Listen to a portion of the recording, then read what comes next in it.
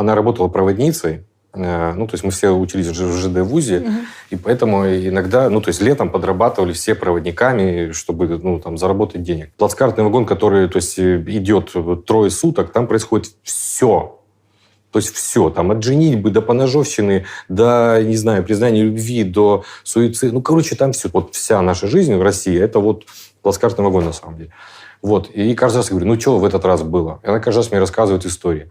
Но вот эта история, она как бы отображает вообще очень многое. Прибегает одна проводница, и начальнику вагона говорит, там, Евгений Петрович, там сказать ничего не может. Он говорит, а что такое это все? И они вместе идут, значит, туда. Она говорит, там, открывает тамбур. Там, значит, весь тамбур измазан говном. Вот просто весь, вот так вот руками. Вот так вот сверху, снизу, вот везде. Все. И стоит мужик. Стоит мужик, у него опущены штаны. Такой все, он в каких-то трусах. Весь в говне, весь коричневый стоит. И он стоит вот так спиной. Он так вот стоит, вот так вот держится. Значит, ему, соответственно, слышь, мужик, ты что, охуел? Все. И вот он гениальную фразу просто говорит. Вот он стоит, вот это все коричневое, он сам весь в говне. А ты докажи, что это я.